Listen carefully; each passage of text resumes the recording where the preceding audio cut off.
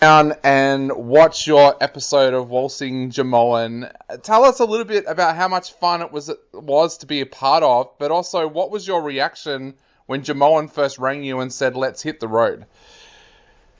Well, I've travelled with Jimeoin for many, many years. Like maybe I don't know.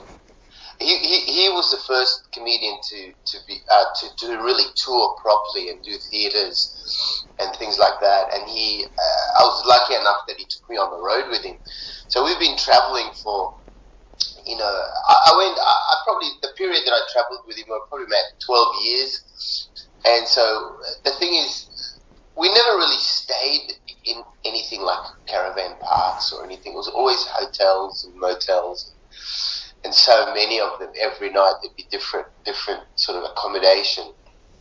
And the other thing is, you travel. I've travelled this country maybe 20 times or more, and I haven't seen anything, because you don't get a chance to go anywhere and see anything. You just go straight to the motel and have a shower and get ready for the show, do the show, get out, and then go home, and then wake up the next morning and drive to the next place or fly to the next place or whatever. So this was an opportunity to kind of do something that we've never done. Neither of us have done before, and to something. It's caravan parks is something that we never really considered or took notice of. You don't really notice them when you're traveling around the country, and it's a different sort of subculture that we don't know anything about. And these people who just travel to these places, and they just settle their caravan park next to other caravan parks, and there's a real familiarity. They know each other really well. They've been traveling together for so many years as well. So it was an interesting time. I hadn't seen Jimeoin for a while, and I wasn't very clear on what it was for a long time, because I don't think anyone really knew what the show was. And then and then it just came together. It's okay, so this is what it is now. It's good. I'm clear on what it is, and we started having a lot of fun. We could tell that you didn't know a lot about what to expect, because I saw that shocked look on your face when that blue van first pulled up. What was your first thoughts when Bluey pulled up? Well, I thought, Jimeoin, and I'm not stereotyping. Well, I am stereotyping, but he's very tight with money. Not all Irish people are tight with money, but he's extremely tight with money. So he's always been, budget, aware of budget and keeping costs down and all that. So, and I thought, oh no, we could have had a really nice, beautiful van with, he had the budget to do it, but he thought, this has got more charm. It's got more character. Yeah, right, but it costs a lot less. So it's probably more to do with that. And it did break down. I don't know if you know that. Did they show that? Yeah, they did. Yeah. They did. I haven't seen the episode, but it broke down. And so my early frustrations were justified, because we could have had a much more comfortable ride. But it was okay. It was all right.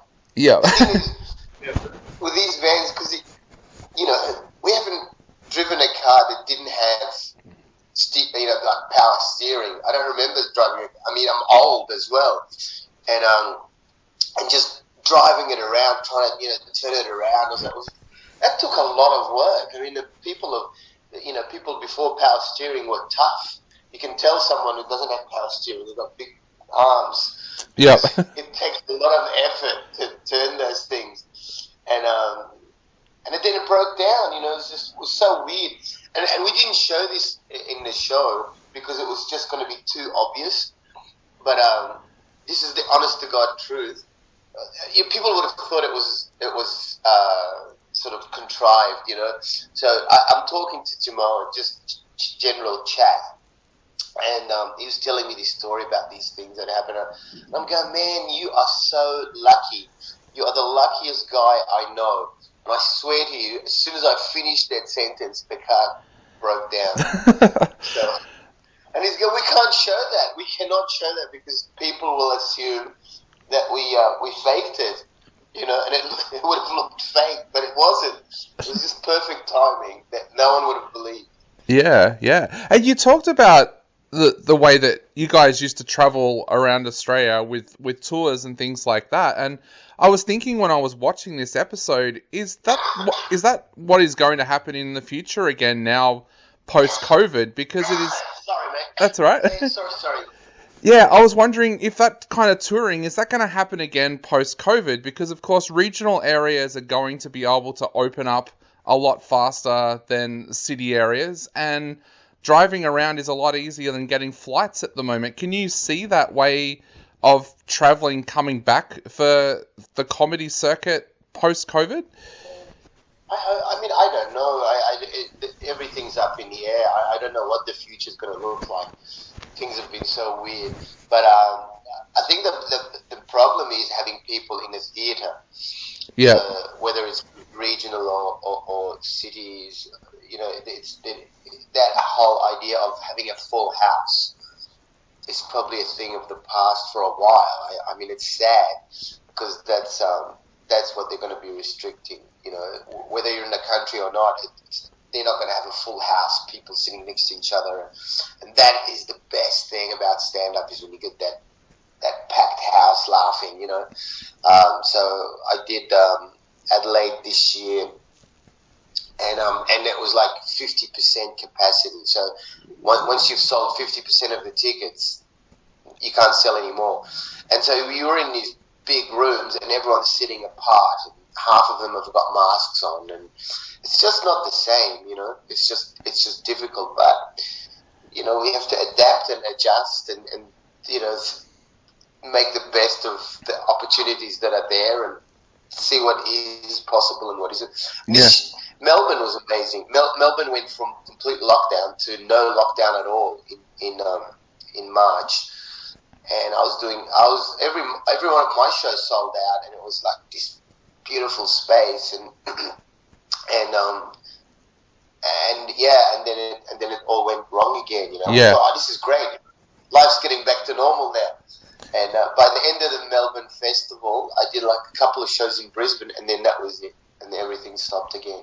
Yeah. I was going to ask, are regional audiences different to metro audiences? Because ironically, the last time I saw Jimeoin perform was in a 150-year-old theatre in a small country town in Gippsland here in Victoria.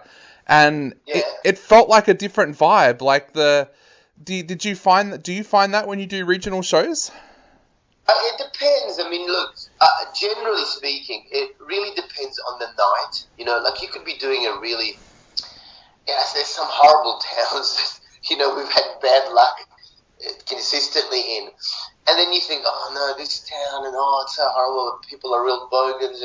And then you get to the venue, and the setup is beautiful, and people are in the right frame of mind, and it goes off, you know, and it goes really well.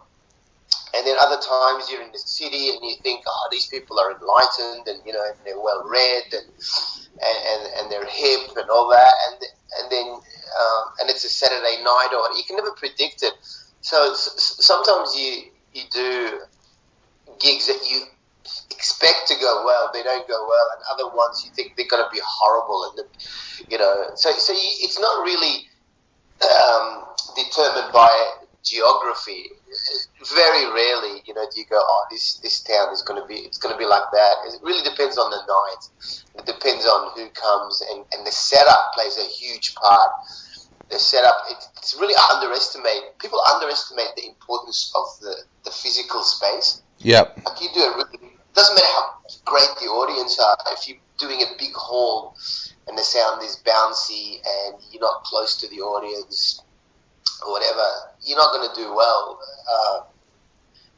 Doesn't matter how, you know, that vibe is created. So you do a beautiful theatre that is warm and it's got a lot of character, a lot of, you know, and it's conducive to stand up. Then you'll do well, you know, or the chances of doing well are high when you get the does things right. Yeah. Definitely. Well, Akmal, I know we are running out of time very, very quickly, but I had some very, very... I talk too much. I talk too long. No, mate. No, you've been absolutely perfect. But I have some very, very quick road trip questions that I wanted to ask you to fit in with the theme of the show. First question, what's the longest road trip you've ever been on? Look, the longest I would say probably with Jimeoin was probably about 6 weeks.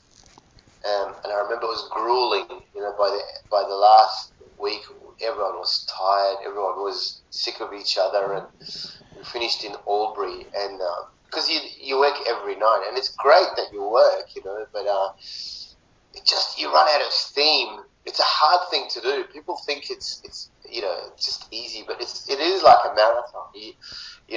When you're working every night, and you're traveling every night, and you're doing the same thing, you put yourself in this bubble, and your reality kind of changes after a while. And that's probably 2 weeks is the max.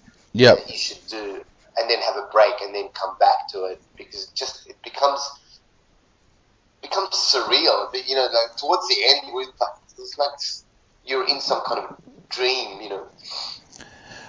So question number 2, this doesn't have to be comedy related, but where is your favourite place to visit in Australia?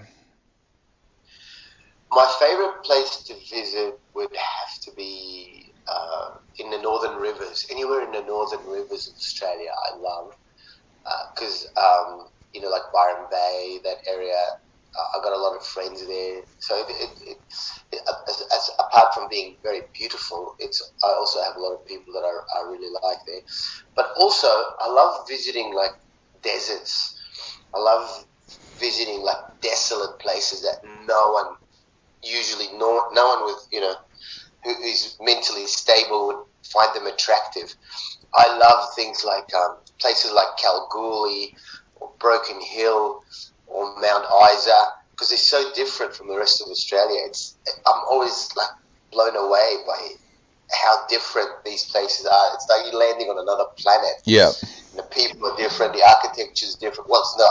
It's just it's like landing on Mars. There's a place in Tasmania. That's a beautiful, amazing thing about stand-up is you get opportunities to go to these places that. Why would you go to Broken Hill normally? Yeah. You wouldn't. And because of stand-up, I get to see these places. I love going to. Awesome. And to finish off, what was your first car?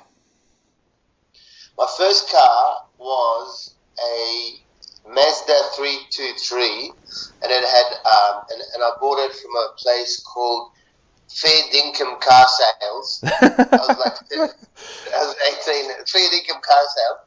And the guy was the dodgiest guy I've ever met. And he said, I bought it for $400. It had 2 weeks rego on it. And as I was driving out, it was just all this smoke was coming out of the back. And then eventually I abandoned it because it broke down. It wasn't worth fixing. And I had to pay to get the council to take it away. They said they're going to fine me. So that was my first car.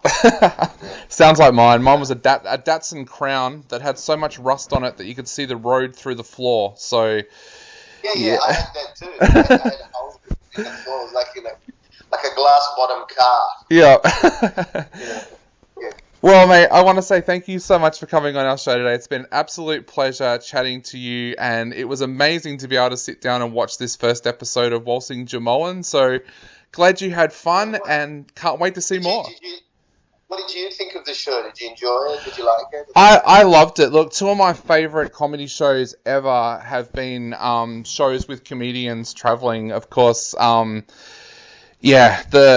the ones where comedians land in a country and then travel around, I always find that really, really fascinating. So I absolutely loved it. And I love the fact, too, that when you and Jimeoin sit down, you quite often would get into really deep conversations as well. I thought that was a really great element of the show. Oh, good. I should have a look at it, really. I should watch it. Definitely. Yeah. Thank you, mate. Not a problem, mate. I'll let you go. Stay